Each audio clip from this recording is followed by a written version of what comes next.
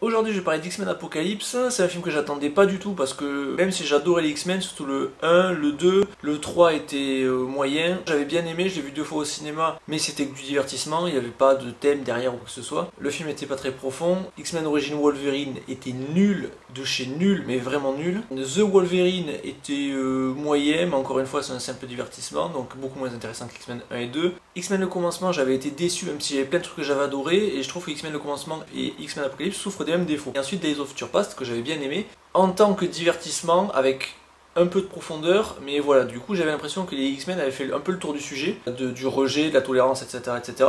Ben, celui-là je l'attendais pas quoi. Et puis au final, sans l'attendre, j'ai quand même été déçu. Et comme pour X-Men le commencement, il y a plein de trucs trop bien dans le film, mais je trouve qu'il n'est pas assez exploité, qu'il est bouffé par l'histoire. Pour moi l'histoire prend trop de place, il y a trop de personnages, et on peut pas développer correctement les personnages qui sont bien. Donc voilà, donc je vais vite fait dire les bons points, les mauvais points, et ensuite je passerai aux spoilers. Donc je vais commencer par les mauvais points, après je ferai les bons points. Dans X-Men 3, il y a eu le personnage d'Angel, qui était là juste pour faire du fan service, pour dire, regardez on a mis Angel dans notre film, les fans vous aiment Angel, on met Angel. Il était sous-exploité, et il était vraiment pas terrible. Donc là on sent que Bryan Singer, en revenant dans la saga X-Men, il veut balayer ce qui a été fait quand il n'était pas là et montrer que c'est lui le capitaine d'X-Men et que c'est lui qui fait les trucs bien et que les autres font les trucs pas bien. Singer ramène Angel dans le film. Le problème c'est qu'il développe pas plus que dans 3. Il sert à rien, franchement moi il m'a saoulé. Ensuite, pire que ça, c'est que Singer, à la place de prendre un personnage qu'un autre a adapté et de le réadapter tout aussi mal, c'est qu'il prend un personnage que lui-même a super bien adapté. Je parle du personnage de Diablo dans X-Men 2, qui était génial, qui est une des scènes d'ouverture de film les plus géniales que j'ai jamais vues, avec Diablo qui arrive dans la Maison Blanche et tout le service de sécurité est totalement en ébullition. Le service de sécurité pense qu'ils sont attaqués par plein de mutants différents, alors qu'en fait c'est un seul mec qui se téléporte et qui explose tout le monde, et avec la musique derrière et tout, franchement cette scène était géniale. Ensuite, dans le film, dans X-Men 2, Diablo est assez bien développé, on explique ses scarifications qu'il a sur la tronche, etc. Pourquoi il se fait ça, sa relation par rapport à lui-même, par rapport au monde, le fait qu'il pardonne aux autres d'avoir peur de lui, etc. Et mais en même temps, il en souffre, c'est parce qu'il pardonne qu'il en souffre, qu'il en souffre pas. Et ça, je trouvais que le personnage était vachement touchant et tout. L'acteur n'avait pas voulu revenir dans le 3 parce que ça le saoulait d'être grimé tous les jours, de passer des heures à être grimé pour jouer 3 minutes. Donc le personnage n'était pas dans le 3, et là, Singer le ramène. Mais le problème c'est qu'il en fait rien. Le personnage n'est pas du tout développé, et en plus du fait que le personnage n'est pas du tout développé, tout le monde se fout de pourquoi il est scarifié sur la tronche, etc. Et en plus de ça, dès les premiers visuels, je me suis dit, c'est le chanteur Tokyo Hotel déguisé en Michael Jackson. Et hier j'ai regardé la critique du Renda à la fête avec Ivan, et ils ont dit exactement la même chose. Donc c'était pas que moi, c'est vraiment, il a vraiment le manteau de Michael Jackson dans Thriller, et il a vraiment la coupe de Tokyo Hotel quoi. Mais son design, ce serait pas grave si le personnage était développé, le problème c'est qu'il n'est pas développé. Donc il déterre un personnage qui était vachement bien pour en faire un truc vide, qui fait juste un cosplay de Michael Jackson et de... comment il s'appelle? Oh, comment il s'appelle? Bill Kaulitz. Du coup, je trouve que ça n'a pas vraiment d'intérêt, quoi. Le temps qu'on passe avec ce personnage-là, on aurait pu le passer sur Magneto, par exemple. Ensuite, toujours dans les personnages, Jennifer Lawrence, c'est-à-dire Mystique, elle fait le strict minimum. Je me souviens pas qu'elle se batte dans le film, alors que ce qui l'a caractérisé, c'était le fait qu'elle parlait pas beaucoup, elle était hyper charismatique, et dès qu'il fallait se battre, elle tatanait tout le monde, même des militaires et tout, elle explosait toute seule et tout. Donc ça, je trouvais que c'était un personnage féminin qui était vachement bien. Et là, plus rien. On a vraiment l'impression que Jennifer Lawrence est venue prendre son chèque. Elle dit je vais faire le strict minimum, je me maquille, je passe 3 heures à me maquiller, et puis après on tourne toute la journée, je fais toutes mes scènes en 2 jours et puis terminé quoi. C'est pas comme ça que ça s'est passé, là je caricature, mais ce que je veux dire c'est que le personnage fait vraiment pas grand chose dans le film, elle se contente d'être là et puis c'est tout quoi. Soit c'est elle qui a dit je reviens vraiment parce que pour clôturer la trilogie, mais moi j'ai pas envie de revenir, donc je fais le strict minimum, ou alors si elle est devenue trop chère avec l'Oscar, etc. et bidule, et que du coup la production a dit bon t'es trop cher, donc ce qu'on va faire c'est qu'on va te payer ton cachet. Par contre, on va réduire ton emploi du temps à mort, et du coup, on va enlever tout ce qui est long à tourner, c'est-à-dire les cascades, les combats, etc., etc. Je sais pas comment c'est passé, en tout cas, elle fait le strict minimum, et ça me saoule un peu parce que j'aime bien ce personnage, même si j'aime pas l'actrice Jennifer Lawrence. Ensuite, au niveau du scénario, le film est trop complexe. C'est à la fois hyper complexe et hyper simple, c'est-à-dire que on passe beaucoup de temps effectif à développer l'histoire, raconter l'histoire, et en même temps l'histoire elle pourrait être résumée très vite. Là je pourrais la résumer en 3 phrases. Donc pourquoi ne pas avoir condensé l'histoire avec des scènes très fortes d'apocalypse qui reviennent, etc. pour machin, sur 2-3 scènes, et ensuite laisser tout le reste pour le développement des personnages comme Magneto que j'adore, comme Charles Xavier, comme Mystique, elle aurait pu être là plus longtemps, comme Vif Argent, etc., etc. quoi. Franchement, pour moi, ça aurait été mieux. Ensuite, au niveau thématique, je trouve qu'il y a une thématique qui est vachement bien dans le film. En fait, deux thématiques sont vachement bien dans le film et qui sont abandonnées en fait. Donc je sais pas s'ils ont eu conscience de développer ces thématiques au fur et à mesure du film, s'ils ont fait exprès de les développer, mais qu'à la fin il faut se terminer comme n'importe quel film avec de la baston et du coup abandonner les thématiques. En tout cas, la fin du film dit le contraire de ce qu'il développe durant le film, donc c'est bizarre. Et ensuite, il y a un personnage qui apparaît dans le film, je dirais pas lequel c'est parce qu'il apparaît pas en toutes les bandes annonces, et je trouve que son apparition est ratée. Et encore une fois, Singer va chercher un personnage qu'il avait bien développé dans les autres films, pour le remettre ici le temps d'une scène, et il bousille ce qu'il a fait avant. Donc je développerai dans les spoilers ça, et c'est super dommage quoi.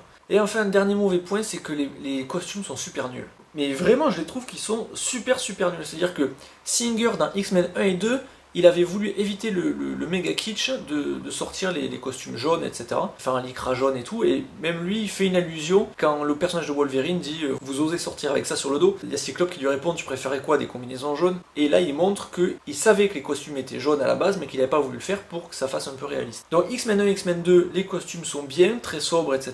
Dans X-Men le commencement, étant donné qu'on est dans les années 60 et que du coup, les codes vestimentaires sont différents et tout, Matthew Vaughn s'est permis de mettre les costumes jaunes tout en les adaptant correctement, c'est-à-dire que les costumes sont en Kevlar. Matthew Vaughn dans les bonus il dit que la couleur originale du Kevlar c'est jaune. Autrement dit, en faisant en sorte que les costumes des X-Men soient jaunes et soient en Kevlar, et ben du coup c'était logique. Et là par contre il sort des costumes complètement nuls je trouve, mais vraiment mauvais, c'est-à-dire que Psylocke c'est un costume de méchante de Power Rangers je trouve, et Magneto c'est l'armure de Batman et Robin dans Batman et Robin. C'est-à-dire avec un peu plus de couleurs, avec des motifs argentés, etc.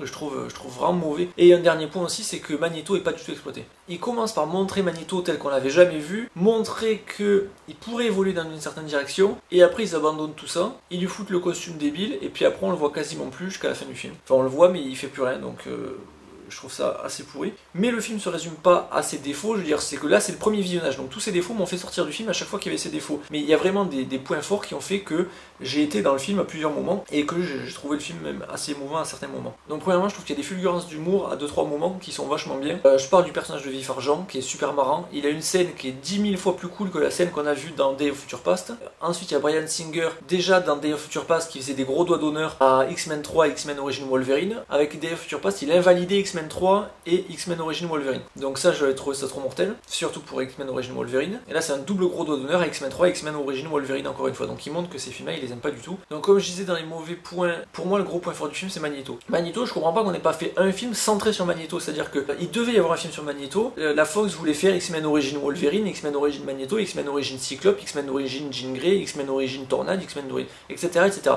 Ils voulaient partir sur ça. Le problème, c'est que X-Men Origin Wolverine a été massacré par les fans, forcément parce que le film est nul, et même en tant que film, le film est nul. C'est-à-dire que tout est nul dans le film, les effets spéciaux sont nuls. C'est pas qu'ils sont nuls parce que c'était à l'époque, etc. et machin, parce que c'était fait en 2009 quand même. Et en plus, X-Men 1 et 2, qui avaient été faits 10 ans avant, faisaient mieux qu'X-Men Origin au niveau des effets spéciaux, etc. Donc autrement dit, le réalisateur faisait n'importe quoi, il a dû dilapider son budget n'importe comment, je sais pas comment il a fait, en tout cas il avait plus de fric pour les effets spéciaux, ou en tout cas, il a embauché des branques pour faire les effets spéciaux, mais ça m'étonnerait parce que quand tu as un film avec un budget comme ça, c'est pas les plus nuls que tu prends pour faire les effets spéciaux. La scène où Wolverine a ses griffes et qu'il les fait faire des étincelles, etc., c'est mauvais. Enfin, c'est hallucinant comment c'est mal fait, quoi. Toutes les incrustations sont mal faites. Donc voilà, donc, le personnage de Magneto est franchement bien. Il a des scènes au début du film qui sont franchement bien, hyper émouvantes au moment où elle arrive. Ce que je regrette, c'est que ces scènes-là n'aient pas été plus développées pour moi. Ces scènes-là, elles auraient dû faire la moitié du film. Pas uniquement centré sur Magneto, mais on aurait dû revenir plusieurs fois à Magneto pour montrer l'évolution du personnage. Et puis ensuite, il y arrive un truc qui fait qu'il rejoint le combat, et puis voilà quoi. Bah, en réalité, il n'y a pas grand-chose que j'ai beaucoup aimé. Si je le fais comme ça, c'est Magneto que j'ai aimé. J'ai aimé Magneto, et puis ensuite j'aime l'univers des X-Men, le fait qu'ils soient une école avec tous des pouvoirs différents et tout, que même s'ils sont plus puissants que des humains normaux, il y arrive des problèmes et qu'ils s'entraident, etc. En fait, c'est ça que j'aime. Le problème, c'est que tout ça, on le retrouve dans X-Men 1, X-Men 2, X-Men le commencement, etc. etc. Donc, il n'y a pas grande nouveauté sous le soleil. Ce qui est neuf et que j'ai aimé, c'est le traitement de Magneto, que je développerai dans les spoilers, mais rien que pour ça, le film vaut le coup d'être vu. Après, le problème, c'est que l'histoire prend beaucoup trop de place, comme j'ai dit. On met des personnages qui sont pas développés dans le film. S'il y a une suite, je sais pas si j'irai le voir au cinéma. J'irai sûrement la voir au cinéma, parce que j'aime bien les super-héros, etc. quelqu'un qui aime pas les super-héros, ça vaut pas forcément le coup de voir le film. Enfin bref, je parle. Pour conclure, le film a plein de défauts, notamment que les personnages ne sont pas développés, que des scènes où on présente des personnages qui ne seront pas développés par la suite, du coup, ne servent à rien. Du coup, il y a des scènes qui servent à rien, des scènes qui servent uniquement à exposer l'histoire. Autrement dit, les personnages ont pas beaucoup de place dans le film. Et quand les personnages ont une certaine place dans le film, eh bien, au niveau de la chronologie, ça va assez mal parce que soit la scène est forte mais n'est pas développée par la suite parce qu'il faut avancer dans l'histoire et du coup on s'en fout, je pense à Magneto, ou alors une scène super cool, je pense à Vif Argent par exemple, est amenée, mais le problème c'est que juste avant il y a eu un truc grave et que la scène est marrante du coup, eh bien la scène marrante invalide la gravité de la scène qu'il y a eu avant. Donc je trouve ça dommage. Donc au final, j'ai été déçu. Le film est quand même bien, je sais pas si je l'achèterai en Blu-ray, d'ailleurs Future Page je l'ai pas acheté en Blu-ray. Je l'achèterai peut-être pour les scènes avec Magneto. Et puis voilà, c'est une déception, le film aurait pu être génial. Pas ils auraient pu être génial s'ils avaient fait carrément autre chose, il aurait pu être génial s'ils avaient développé les trucs bien qu'ils ont fait dans ce film là. Et ils l'ont pas fait, donc c'est ça qui est dommage. Si je devais noter le film, je mettrais entre 6 et 7 sur 10. Mais encore une fois, ça reflète, le film est tellement inégal que c'est difficile de noter ce film là. Comme Batman contre Superman, il y a des bons trucs, il y a des mauvais trucs. Comme Sherlock Holmes 2 qui oscille entre un film supra excellent et un film supra nul, mais vraiment nullissime. Donc c'est des films qui sont hyper difficiles à noter. Ce qu'il y a, c'est que je suis déçu, il y a des trucs qui sont vachement bien dans le film et des trucs qui sont vachement pas bien. Et au final, si vous allez aimer le film en fonction de votre degré d'exigence. Si vous êtes exigeant sur le développement des personnages, vous allez aimer certaines scènes et en détester d'autres. Si ce que vous voulez c'est du pam pam boum boum, vous allez être servi. Et si ce que vous voulez c'est juste voir revoir des personnages que vous avez vus avant en vous en fichant qu'ils soient développés, vous allez aimer aussi. Et puis voilà, à plus.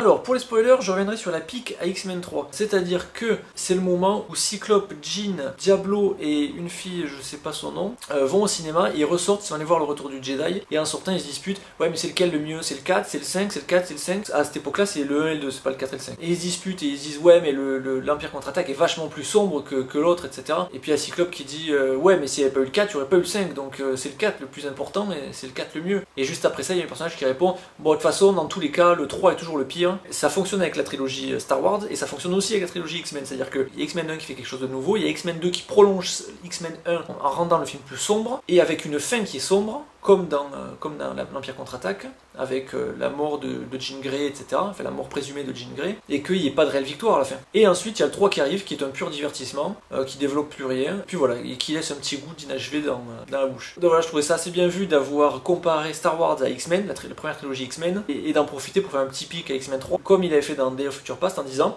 X-Men 3, vous savez quoi? Ben il a jamais existé, parce qu'à la fin, quand on revient en 2020, et ben Jean Grey elle est là, et donc elle est pas morte, donc il n'y a pas eu X-Men 3. Donc ça je trouve ça marrant, et dans ce film là il fait pareil avec Wolverine, je parlais de la scène avec Wolverine là du coup. Ce qu'on voit de Wolverine dans ce film ne correspond pas à ce qu'on a vu dans X-Men Origins Wolverine. Donc déjà dans Day of Future Past, il montrait que l'histoire de Wolverine n'était plus la même, vu que Stryker repêchait Wolverine dans un fleuve, et du coup on comprenait que Stryker et Wolverine ne se rencontrent pas de la même manière, donc l'histoire allait être différente. Et là il nous montre clairement que l'histoire est différente, vu que Wolverine ne s'enfuit pas directement après son opération, il est enfermé dans une sorte de cage blindée, et il a un appareil sur la tronche qu'on imagine pour effacer sa mémoire.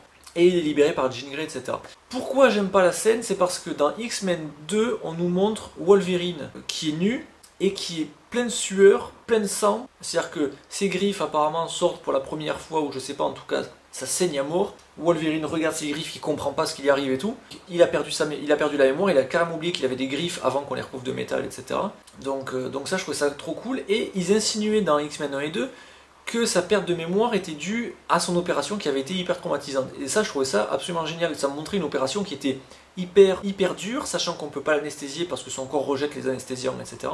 Donc j'imaginais la scène d'opération qui durait des semaines et des semaines, peut-être des mois, où on lui ouvrait le corps, on laissait son corps ouvert pendant qu'il souffrait, pendant qu'on faisait fondre autour de ses griffes, etc., et autour de ses os l'adamantium, etc., j'imaginais toute sa souffrance qui tombe dans une espèce de coma parce qu'il ne peut plus supporter ça, et qu'ensuite il se réveille, et puis là il s'échapperait, il exploserait tout le monde, il déchiquetterait tout le monde, et il se barrait à poil dans la neige, etc.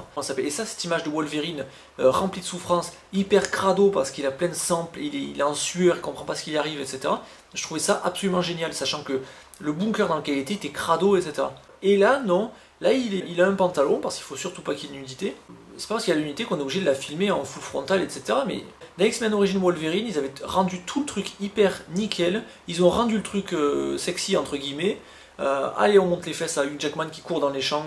On le montre qui sort de l'eau au ralenti en criant de manière stylée, pas du tout Kratos comme j'avais aimé dans X-Men 1 et 2. Il explose tout le monde en faisant le mec super vénère, alors que dans X-Men 1 et 2, ils ont montré qu'il était complètement perdu. Enfin, dans X-Men Origins Wolverine, je trouve qu'ils ont vraiment rendu le truc trop sexy, ils ont voulu faire le truc beau, élégant, machin truc, etc. Faussement bestial. Et là, quand j'ai entendu les grognements dans la cage blindée, je me suis dit, c'est bon, ils vont refaire Wolverine. Donc ça c'est génial. Comment ça s'appelle? Et puis là il sort avec son espèce de casque, que j'ai trouvé un peu pourri, qui était là juste pour invalider X-Men Origins Wolverine. Et puis il se bat, il est pas du tout en sueur, il n'y a pas de sang, il est pas dans une sorte d'incompréhension comme dans X-Men 1 et 2. On voit qu'il a été rasé sur le torse, il a le torse rasé, enfin avec les poils qui commencent à repousser, mais il a le torse rasé. Donc là encore une fois c'est un compromis entre ce qu'on a vu dans X-Men 1 et 2 et dans X-Men Origins Wolverine. C'est-à-dire que c'est un peu bestial, un peu sexy, mais voilà. Moi j'aurais préféré que ce soit complètement bestial et qu'il soit totalement comme on l'a vu dans X-Men 1 et 2 et que Singer fasse le Wolverine qui nous avait promis dans X-Men 1 et 2 et qui aurait dû être développé dans X-Men 3 sauf qu'il s'est barré pour faire Superman Returns, ce qui était nul je trouve. Donc voilà, par rapport à Wolverine, j'ai vraiment pas du tout aimé ce qu'ils en ont fait, même si c'est toujours mieux que X-Men Origins Wolverine. Vous êtes professeur de quoi au juste, monsieur Logan? D'art. Par rapport à Apocalypse, je trouve qu'Apocalypse ne pose jamais les enjeux du film, c'est-à-dire qu'on sait qu'il est méchant, enfin on sait qu'il est puissant, on sait qu'il veut avoir le pouvoir, on sait pas pourquoi, on sait pas dans quel but, c'est-à-dire que s'il veut être un dieu, pourquoi il veut être un dieu des mutants, sachant que si lui est un mutant, potentiellement un jour un mutant pourrait devenir aussi fort que lui, et du coup le tuer. Moi, à sa place, j'aurais plutôt tendance à éradiquer les mutants, mais dans le film, il est tout puissant, tout ce qui lui manque, c'est c'est la télépathie, c'est pour ça qu'il s'intéresse à Charles Xavier. Donc, une fois que le transfert est fait avec Charles Xavier, pourquoi c'est pas les mutants qui tuent plutôt que les autres? Parce que c'est plus simple de régner sur des humains plutôt que sur des mutants. Donc apparemment, Apocalypse veut tuer les humains, garder les mutants en vie et repartir uniquement avec des mutants. Donc, est-ce que c'est parce qu'il est comme Magneto, parce qu'il a une haine des humains, parce que les humains s'en prennent aux mutants, etc. Magneto, quand il fait ça, c'est cohérent. C'est un côté fraternel avec tous les autres mutants. Apocalypse, je comprends pas. Si son but c'est de régner, autant régner sur les plus faibles que sur les plus forts. Enfin bref, voilà. Et le fait qu'ils veulent tuer les mutants, et le fait qu'ils veulent garder les mutants et tuer les humains, ça invalide ce que je croyais qu'il allait développer, c'est-à-dire que quand Apocalypse sort de son coma et qu'il arrive, qu'il voit une télé et qu'il voit tout ce qui a été fait dans le monde depuis qu'il s'est endormi, et qu'il voit les armes nucléaires, etc., etc., il dit le monde est dominé par les faibles. À ce moment-là, je me suis dit, oh c'est génial, c'est les faibles au niveau moral, c'est-à-dire les plus mauvais hommes qui sont à la tête, et voilà ce qu'ils font du pouvoir qu'ils ont. Donc ça, je trouvais ça cool qu'ils fassent une critique de notre société d'aujourd'hui dont j'avais parlé dans Tarzan, avec le fait que les plus faibles moralement qui ont la plus grosse avancée technologique du coup deviennent les plus forts et ne sont plus à la portée des plus forts moralement mais qui sont les plus faibles au niveau de la technologie. C'est-à-dire que la technologie agrandit les écarts entre les humains et du coup dans la nature, enfin là je me répète, mais dans la nature où le plus fort serait toujours à la portée du plus faible, parce qu'il n'y a pas de grosse différence entre le plus fort et le plus faible, dans notre civilisation, le plus fort, c'est-à-dire celui qui a le plus de technologie, etc., etc.,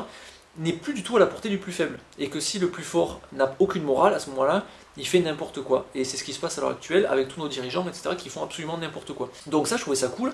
Et là, je me suis dit, il va y avoir un apocalypse vengeur. Ça partait d'un apocalypse qui était assez moral à la base. Et ça, j'aurais aimé. Mais en fait, le fait qu'ils veulent garder les mutants et tuer les humains, ben, en fait, quand ils parlent des faibles, ils parlent pas des mauvais hommes qui sont au pouvoir, ils parlent des humains qui sont au pouvoir et qui dominent les mutants. Du coup, je trouve ça beaucoup moins profond et je trouve ça beaucoup moins intéressant et je trouve ça pas terrible. Et Apocalypse met beaucoup de temps à être développé. Ça aurait pu prendre beaucoup moins de temps et on aurait pu du coup plus développer Magneto comme je disais. Donc Magneto, ce que j'ai trouvé trop cool, c'est qu'il y a tout un truc de la rédemption dans le film. C'est-à-dire que Magneto a fait ce qu'il a fait dans X-Men le commencement, X-Men Day of Future Past, et puis là on le retrouve en Pologne, il est revenu de là où il vient, il est marié, enfin il est avec une femme, il a une fille, sa fille est mutante, d'ailleurs son pouvoir est génial, elle peut communiquer avec les animaux, du coup tous les animaux viennent lui rendre visite dans le jardin et tout. C'est génial comme pouvoir. On voit qu'il travaille dans une métallurgie sans utiliser ses pouvoirs alors qu'il pourrait tout faire tout seul, il pourrait remplacer tous les employés à lui tout seul. Et ensuite il revient chez lui, il parle à sa fille, il lui chante une chanson, sa fille elle lui dit hey, tes parents et tout,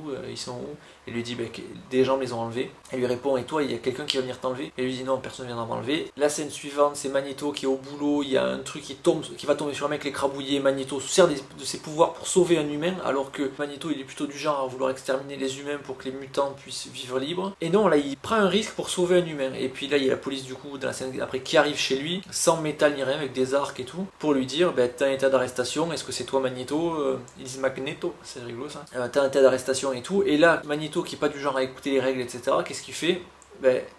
Il se laisse arrêter en disant laissez ma femme et ma fille tranquille, et voilà. Et là sa fille pète un câble et dit je les laisserai pas t'enlever, je les laisserai pas t'enlever. Cette scène elle est géniale, franchement elle est bouleversante. Et là les animaux commencent à attaquer les flics. Un flic lâche sa flèche sans faire exprès et la flèche traverse la femme et la fille. Et là Magneto pète un câble et voilà. Et ensuite à partir de là, donc cette scène elle est géniale. Pourquoi? Parce que ça montre que Magneto, qui était le mec le plus radical, a suivi l'exemple de Xavier et s'est dit ok, je vais essayer d'être un mec normal, plein de compassion, etc. Et le problème c'est que il y a toujours la peur des humains qui fait que il a sauvé un mec et pourtant on va lui reprocher parce qu'il avait des pouvoirs, etc. Et on va lui dire ouais mais t'étais Magneto, etc. Et qu'ils acceptent pas de lui pardonner, de dire ok, t'as fait ce que t'as fait, t'avais les raisons de faire ce que t'as fait, t'as été radical, t'as été trop radical, t'allais t'en prendre à des innocents et ça c'est pas cool, maintenant t'as changé donc on te pardonne. Et ils n'ont pas été capables de ce pardon là, ils ont voulu l'arrêter et du coup après effet boule de neige, une injustice en entraînant une autre, Magneto revient comme il était avant, hyper radical, hyper vengeur, etc. Donc voilà, et ça je trouvais ça super cool, et ça aurait mérité d'être réminiscent dans le film. Et là, Singer, il met un truc hyper fort, la scène est hyper forte, il utilise le silence dans cette scène, il utilise le ralenti comme il faut, et après il en fait plus rien de cette scène. C'est juste manière de dire, voilà, ça explique pourquoi il rejoint Apocalypse pour détruire la Terre. Donc ça, la thématique de la rédemption, le fait qu'on voit Magneto qui fait en sorte de se racheter, etc. Et le fait que les autres n'acceptent pas que Magneto ait changé. Quand je parle du pardon, je dis pas qu'il faut pardonner tout le monde. C'est un violeur pédophile qui dit, je recommencerai, même si vous me mettez en prison, je sortirai, je recommencerai. Il n'est pas question de pardonner à ce mec-là. Par contre, quelqu'un qui a fait de mauvaises choses parce qu'il était dans un certain état d'esprit à un certain moment donné et qui a compris et qui fait tout pour se racheter et qui n'est plus la même personne, à ce moment-là, lui il faut lui pardonner. À partir du moment où la personne éprouve des regrets, il faut lui pardonner. Comme à la fin d'Harry Potter, le 7ème, je dirais pas parce que c'est dans le bouquin, c'est pas dans le film, mais toute la fin d'Harry Potter c'est ça, c'est éprouver du regret, regretter ce que vous avez fait et peut-être vous pourrez être sauvé, etc. Mais il n'y a pas de pardon sans regret. Donc voilà. Donc là, Magneto regrette ce qu'il fait, il veut se racheter, pourtant on lui pardonne pas. Du coup, il veut plus s'intégrer et du coup il revient à ce qu'il faisait avant, c'est-à-dire vouloir exploser les humains parce que les humains font de mauvaises choses. Et par contre ça c'est une scène que j'ai aimée dans X-Men Apocalypse, ce moment où Apocalypse amène Magneto à Auschwitz pour réveiller toute son amertume envers les humains. Alors Auschwitz c'était pas les humains contre les mutants, mais à Auschwitz, Magneto a vécu l'oppression d'une population sur une autre. Donc voilà, donc la thématique de la rédemption je la trouve super, mais le problème c'est que du coup elle occupe pas tout le film. Ensuite, il y a une thématique, je crois qu'il y a une thématique accidentelle, c'est la thématique de l'armement, du surarmement. Il y a Hank McCoy qui fabrique son avion nucléaire, ou je sais pas ce que c'est, en tout cas son avion qui fonctionne avec une pile combustible explosive. Et il y a Mystique qui lui fait remarquer en lui disant que c'est une arme de guerre en gros. Si on couple ce moment-là au moment où Apocalypse regarde dans la télé tout ce qui a été fait, qui voit tous les missiles, les explosions nucléaires, etc., et qui dit le monde est dominé par les faibles, et bon, on peut y voir une critique de la course à l'armement qui fait qu'il y en a qui s'arment parce qu'ils ont peur que les autres en face les attaquent. Du coup, les autres en face disent attends, ils s'arment, donc moi je m'armais encore plus qu'eux, etc., etc. Et au bout d'un moment, les conflits ça pète et là c'est n'importe quoi et tout le monde s'entretue, etc. Il y avait cette petite critique là parce que les humains fabriquaient des armes nucléaires et après Apocalypse les prenait et les faisait péter quoi. Donc en gros, c'est leurs armes qui se retournent contre eux. Donc autrement dit, quand on fabrique des armes, ça peut être pour se protéger, mais c'est surtout pour attaquer les autres. Et que ce qui peut attaquer les autres peut aussi nous attaquer à nous. Et c'est montré plus tard quand la pile à combustible de l'avion est touchée, du coup elle explose et elle explose toute l'école. Autrement dit, je sais pas si c'est voulu, mais en tout cas la symbolique de l'école qui est l'éducation, et puis la symbolique de l'avion qui est une arme de guerre, donc de destruction. Et du coup, la destruction prend pas sur l'éducation et explose l'école. Donc ça, je trouve ça cool de dire la course à l'armement pour se protéger, c'est du bidon, parce que nos armes peuvent être retournées contre nous, et que de toute façon, nos armes, les armes nucléaires, c'est pas quelque chose qui est stable, et à un moment donné, on peut se faire péter nous-mêmes en ayant peur que ce soit les autres qui nous explosent. Donc mieux vaut faire le pari de dire on ne s'arme pas, et que du coup, ce soit un gage de bonne volonté envers les autres nations qui eux-mêmes du coup diront on ne s'arme pas, et du coup là, le monde est plus sûr, plutôt que de tous s'armer et en prenant le risque qu'à un moment tout pète et qu'il n'y ait plus de terre. Donc voilà, donc la thématique de la rédemption et de la course à l'armement, je trouve ça vachement bien. Le problème c'est qu'à la fin du film, qu'est-ce que fait Mystique? Elle dit il faut s'entraîner pour ce qui va arriver par la suite, parce que les humains s'arrêteront pas là, et donc il faut s'entraîner à bien exploser tout le monde, etc. Donc en gros, si on pouvait résumer le film par un adage au final, ce serait qui veut la paix prépare la guerre. Quoique non, en réalité c'est pas réellement invalidé, parce qu'au final c'est eux-mêmes qui se transforment en armes et ils créent pas des armes qui pourraient se retourner contre eux.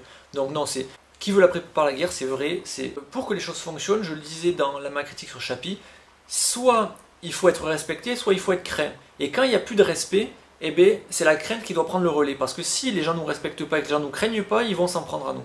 Autrement dit, il faut tout faire pour se faire respecter. Si on est respectable, normalement on est respecté. Mais si en face on a des abrutis qui ne respectent rien, dans ce cas-là, il faut que la crainte prenne le relais. Pour que des gens qui ne respectent rien ne s'en prennent pas aux autres, il faut se faire craindre, c'est-à-dire être plus fort qu'eux. Pour que la personne qui ne fonctionne pas au respect soit au moins tenue par la crainte d'être massacré par quelqu'un de plus fort que lui. Donc en réalité, non, j'ai dit une bêtise.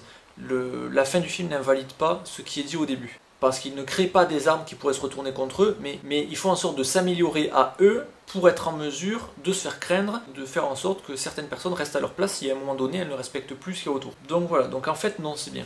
Je terminerai en rappelant les thèmes de la saga X-Men. Le noyau dur des thèmes des X-Men, c'est toujours la même chose. C'est toujours la tolérance, l'acceptation de l'autre. Ce qui ne veut pas dire qu'on doit tout tolérer, on ne tolère que ce qui est tolérable. Autrement dit, si quelqu'un fait quelque chose d'intolérable, il n'est pas question de le tolérer. C'est pour ça que je dis que la tolérance n'est pas une valeur. Si par exemple mon voisin de palier dit non mais moi je viole des gamins, moi je respecte que t'en violes pas, respecte le fait que moi j'en viole. Pas de... Je vois pas le problème, c'est un choix personnel. Si mon voisin de palier disait ça, je n'aurais aucune raison de tolérer sa présence, son existence, etc. Parce que ce qu'il fait n'est pas tolérable. Par contre, aimer le rock ou aimer le jazz, c'est quelque chose de totalement tolérable parce que c'est quelque chose qui est purement personnel. Quelqu'un qui dit j'aime le jazz, je vais pas en prendre à lui en disant non c'est pas vrai, le jazz c'est pas bien, tu vas arrêter d'en écouter et jusqu'à mon dernier souffle je ferai en sorte que tu n'écoutes plus jamais de jazz. Dans un cas c'est tolérable, et dans un autre cas c'est intolérable. Donc tolérer n'est pas une valeur, parce que si je vais tolérer mon hypothétique voisin de palier pédophile, si je tolère ça, en quoi c'est une valeur de tolérer ça? Donc la tolérance n'est pas une valeur. En dernier recours, la seule valeur qui existe, c'est la morale, et de pouvoir vivre en communauté. Quelque chose d'intolérable, c'est quelque chose qui empêche de vivre ensemble, c'est-à-dire s'en prendre aux autres de manière gratuite, c'est-à-dire nuire à l'intégrité physique ou morale de quelqu'un sans justification. Ça, c'est intolérable. Après, tout ce qui est personnel, c'est totalement tolérable. Enfin bref, tout ça pour dire que la tolérance n'est pas une valeur et que la tolérance telle qu'elle nous a enseigné à l'école en disant non mais il faut tolérer, il faut tolérer, il faut tolérer, c'est stupide et que c'est une bêtise sans nom. Il ne faut pas se demander quand on est face à quelque chose envers lequel on est réticent, il ne faut pas se demander je serais pas un petit peu intolérant quand même là. C'est pas ça qu'il faut se demander. Il faut se demander est-ce que ce qui mérite, est-ce que c'est tolérable ou est-ce que ça ne l'est pas. Et si ça n'est pas tolérable, je n'ai aucune raison de le tolérer. Et si c'est tolérable à ce moment-là et que ça mérite un peu, je dire bon par exemple moi j'aime pas trop le rap, enfin j'aime bien Orelsan etc. Et j'aime bien 2-3 musiques de rap, mais en règle générale j'aime pas forcément le rap. J'aime bien le rap quand il est dans des films, quand il appuie des scènes, etc., je trouve qu'il passe bien. Mais à écouter comme ça, j'aime pas trop. Et si quelqu'un aime le rap et que ça mérite qu'il aime le rap, et que je vais aller l'engueuler en disant mais le rap c'est nul, tu comprends rien, etc., t'es stupide, etc., ça mérite, je suis intolérant, je vais me demander est-ce que c'est tolérable ou pas que quelqu'un ait des goûts qui soient personnels. Oui, c'est tolérable, ça mérite, donc je suis intolérant, et cette intolérance-là n'est pas bonne. Maintenant, si quelqu'un se vante de violer des gamins ou n'importe quoi et tout, et que ça mérite, que je vais faire en sorte qu'il ne le fasse plus, je suis intolérant, mais sachant que c'est intolérable, il n'y a pas de problème à être intolérant dans ce cas-là. Donc voilà, pour moi la tolérance n'est pas une valeur, le noyau dur de X-Men c'est la tolérance, mais après il y a d'autres thèmes qui sont développés autour. Donc X-Men 1 et 2, le thème c'est la tolérance, mais c'est surtout la conséquence d'une intolérance non justifiée, c'est-à-dire que si les humains s'en prennent aux mutants, les mutants sont plus forts que les humains, donc si les humains s'en prennent aux mutants, les mutants vont s'en prendre aux humains, ce qui fait que les humains vont s'en prendre encore plus aux mutants, etc. Et après c'est l'escalade. Autrement dit, c'est ce que disait Gandhi, œil pour œil et le monde deviendra aveugle. Si on se venge constamment de ce que les autres nous font, sans jamais pardonner, on rentre dans une spirale infernale qui va amener à la destruction de tout. S'il n'y a jamais quelqu'un qui s'arrête, on peut partir d'une baffe à de fil en aiguille à une apocalypse nucléaire, une apocalypse mondiale. J'exagère un peu, mais c'est pour comprendre l'idée quoi. X-Men 3, c'est juste la suite d'X-Men 1 et 2 en tant que divertissement. C'est-à-dire qu'il n'y a pas grand chose qui est développé. Le seul truc qui est développé, c'est est-ce qu'il faut prendre le remède et s'intégrer ou ne pas prendre le remède et ne pas s'intégrer. La question elle se pose même pas. C'est je peux voler, si je prends le remède, je pourrais plus voler. Est-ce que ça vaut le coup de prendre le remède ou pas? Ça reviendra à s'enlever une partie de soi-même, une partie cool de soi-même, pour s'intégrer. Quelqu'un qui, son super pouvoir c'est être recouvert de croûte, etc., il va dire, bon moi je le prends le remède. Du coup, la thématique est pas vraiment intéressante. Malicia, elle prend son remède, oui, parce que son pouvoir, c'est pas pouvoir embrasser son copain. Donc évidemment qu'elle allait prendre le remède. La thématique aurait été intéressante dans un autre film qui ne serait pas X-Men, où on aurait développé quelque chose qui, par exemple, changerait la morphologie ou la couleur de peau, etc., et qui ferait que, par exemple, dans les années 70, pendant la ségrégation, etc., que des noirs par exemple prennent le remède pour devenir blancs pour s'intégrer. Là ça aurait été intéressant en disant est-ce que s'intégrer de cette manière là ça vaut le coup, est-ce que ça vaut le coup de renier qui on est physiquement et en quelque sorte de gommer son arbre généalogique derrière. Là ça aurait été intéressant parce que là il y a un vrai dilemme intellectuel. Donc voilà, X-Men Origins Wolverine 1 et 2, zéro thématique. X-Men le commencement, X-Men 1 et 2, c'était l'acceptation de l'autre, ou en tout cas la main tendue vers l'autre en espérant que l'autre soit sympa avec nous aussi. X-Men le commencement ajoute à ça l'acceptation de soi, avec Magneto qui dit à Mystique tu voudrais que les autres t'acceptent mais tu t'acceptes pas toi-même parce qu'elle est toujours en blonde Jennifer Lawrence, quoi. Elle est pas en Mystique bleue. Puis après il va dans sa chambre et puis il y a Mystique qui l'attend dans son lit. Parce que pour une fois il y a quelqu'un qui lui dit ce que tu es c'est bien et j'aime ce que tu es et je veux pas que tu sois autre chose. Pour une fois elle se sent exister et du coup elle veut poursuivre cette relation avec Magneto. Elle va dans son lit, elle est à poil dans son lit et là il y a Magneto qui arrive en disant peut-être dans quelques années mais pour l'instant t'es trop jeune. Là elle se transforme en une personne plus âgée qui est l'actrice de Mystique dans la première trilogie et là il y a Magneto qui lui dit non je veux la vraie Mystique. Du coup elle se revient en blonde jeune, la vraie Mystique j'ai dit. Et là elle se transforme en bleu et lui dit voilà t'es parfaite. Il dit est-ce qu'on demande à un tigre de s'habiller dans la nature? Non parce qu'un tigre il est parfait comme il est. Toi aussi t'es parfaite comme t'es, reste comme ça. Donc voilà, donc il y a ce truc de l'acceptation de soi qui arrive et qui était vachement beau dans X-Men le commencement. Et ensuite pour terminer dans Day of Future Past, il y avait toujours cette main tendue mais pas à quelqu'un mais à l'avenir. C'est-à-dire l'avenir on le connaît. L'avenir c'est les mutants qui se font exterminer. Donc soit on laisse Magneto faire en sorte que les mutants ne se font pas exterminer en exterminant les humains, les dirigeants humains, etc. Ou alors on fait le pari de dire non on va être droit, on va être des personnes bien. Et du coup, ils ne voudront pas nous exterminer parce qu'on sera des personnes bien et droites. Et même en connaissant l'avenir, Charles Xavier fait le pari de dire restons droits, restons des gens bien et faisons le pari de l'avenir. Et voilà, et c'est une main tendue aux humains et à l'avenir aussi. Donc ça c'est un ajout par rapport à ce qui avait été fait dans X-Men 1 et 2. Donc voilà, donc même si le noyau dur de la saga X-Men c'est toujours la même thématique, c'est-à-dire la tolérance, à chaque fois il y a des variations qui rentrent en jeu et qui sont super cool. Et je trouve que les thématiques traitées dans X-Men sont super cool, je trouve que les personnages sont super cool, ce que je trouve c'est la narration. La narration je trouve est bien dans le 1, vachement bien dans le 1, et bien les 3/4 du 2, et après la fin du 2 elle s'éternise, on ne développe plus rien, c'est plus que de l'action, et de l'action qui est assez lente, etc. Donc bof. Le 3 ça développe rien d'intéressant, les Wolverine, le 1 et le 2 développent rien, X-Men le commencement développe des trucs, mais tellement qu'on met d'informations dans le film pour en faire un préquel qui se tiendrait en lui-même, il y a trop de narration par rapport aux thématiques et aux personnages. Day of Future Past pareil, la narration prend beaucoup de place par rapport aux personnages et aux thématiques, et là c'est pareil. L'histoire prend trop de place. Donc j'adore la saga X-Men pour les thématiques et les personnages, et par contre je trouve que la majorité des films ne sont pas bien racontés, et que c'est dommage. Et dans le premier film, la narration prend très peu de place, vu que le film tourne autour des personnages, et le premier film fonctionne super bien. Donc voilà, je crois que j'ai fait le tour du film, il y aurait encore plein de trucs à dire sur les incohérences au niveau de la saga, etc. Mais je suis sûr que les autres vont le faire, donc ça sert à rien que je le fasse. Donc voilà, donc ma prochaine vidéo sera sûrement sur un film de danse sorti en 2000, donc voilà, je sais pas quand est-ce qu'elle sortira, je vais essayer de la faire vite, et voilà, à plus.